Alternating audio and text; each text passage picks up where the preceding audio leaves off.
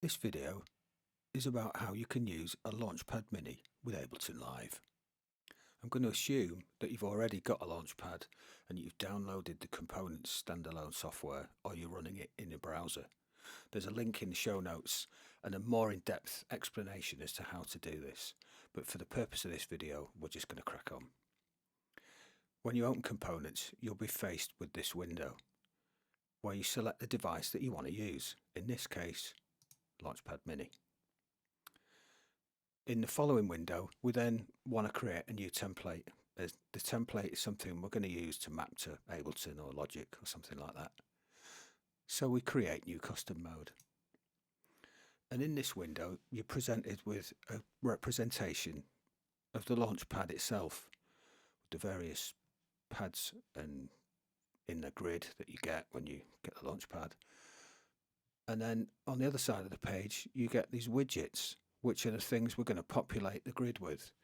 So as you can see, there's faders, unipolar, bipolar, chromatic keyboards, scale keyboards so you can play notes, a drum grid so you can obviously hit drum pads and play drum sounds, program change button and CC and note buttons. And in this instance, we're going to use notes. So we literally drag a MIDI note and drop it on a pad. And then we select it. And what that allows us to do is then, back on this side of the page, is start to make some settings for that note. And as you can see, we can change the note number. We can change the octave of that note. We can decide whether the pad, when it's hit, is momentary, it toggles, or it just sends a quick trigger. And we can always also determine which MIDI channel that comes out on. And by using these widgets, we can drag note after note across and start to build our own controller. Going back to the first one, I can obviously change the colour, make that one blue, make this one green, whatever, just so you can differentiate between them. And that's what we're going to do in this exercise. Now, I've already created one just to save time, which I'm going to load now. And essentially what I've done is built a grid of MIDI notes. You can see each one, this first one is C, octave 1, next note is C sharp, same octave, and so on. Going up the octave, we can see those note numbers changing. 6 notes per row, so an octave is occupied by these MIDI notes. And then we've done the same with the next set, that's the next octave up.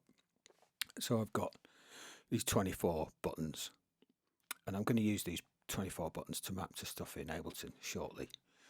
I've also got another 4 MIDI notes here, which we're going to map to a different part of Ableton so that we get a very useful bar and beat indicator. And then I've got more MIDI notes down here, which I've coloured red and green for a play mapping and a stop mapping. And then another 2 which we're going to use for marker jumping within Ableton. So that's my whole template. Once you've done that, you've built this template in Live, you can obviously save it, where you save it, give it a name, save it onto your computer, and then you can send it to your Launchpad as well. And when you connect your Launchpad to components, you need to be aware that this green tick has to be in the top corner, otherwise the computer and the Launchpad aren't talking to each other. If you see this green tick and press send to Launchpad, at this point you can then decide which of the 3 user slots the template's sent to. In this case, I'm sending it to 2 because I've got something on 3 I want to keep. But 1 and 2 with the Launchpad Mini ship with a note and drum rack already on there, so you might want to just do it to 3 yourself if you want to keep them. In this case, I'm doing it to 2. So I've sent to the Launchpad.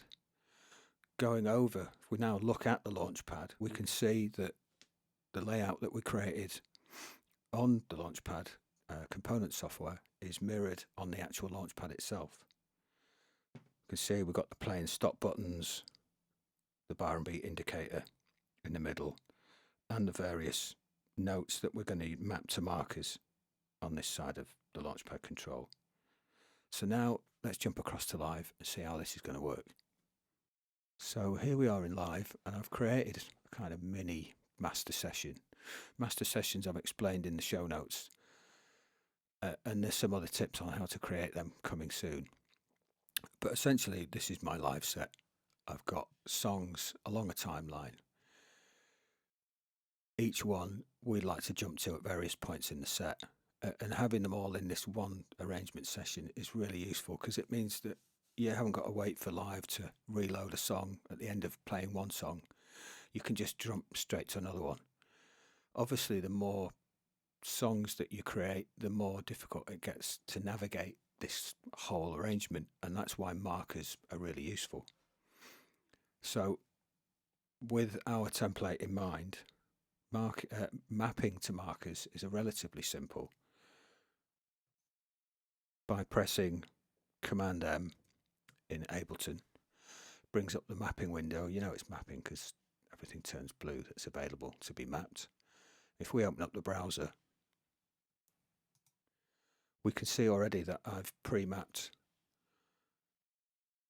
quite a few of these song markers to the template I've created, but I haven't remapped to a song one, so I'll show you how that works. So we want to map to marker 1, we press marker 1, and then on our template we press the first button, and you can see that that's mapped, and live in the browser actually shows you what that note is, which is what we created in the template, C1. So I'll close mapping, and now if I press the buttons on the Launchpad, we can see the play marker jumps around, which is really useful because you can locate a song, use our play thing to play playback, stop playback if we want, jump to another marker, hit play. Also, what I did with the 4 notes in the middle is I've created a MIDI region where it says count, indicate, here in live. And basically that's just a MIDI note that's firing out of live back to the Launchpad and plays a note on each beat of the bar, which is really useful for knowing, one, that that live is actually playing back without looking at the computer screen, because I can just press play and I can see the beats of the bar and I can actually see it running. Also, you can see I had the previous and next marker feature mapped to 2 buttons here on the Launchpad. So pressing that allows me to go, you can see the display in live, allows me to jump forward and back really quickly. So if I wanted to, I can navigate to markers this way. This actually gets more useful if you're running just one song rather than a whole set like this. You might have markers on like verse, bridge, chorus, whatever. You want to quickly, while you're rehearsing, jump to a particular marker without having to worry about a load of mapping. You can just do that, hit play, and you're away. Stop. You want to go to the verse, you could do that, play, and so on. That's just a quick demonstration of how custom components coupled with Ableton markers can make a really handy and quick way of navigating a set.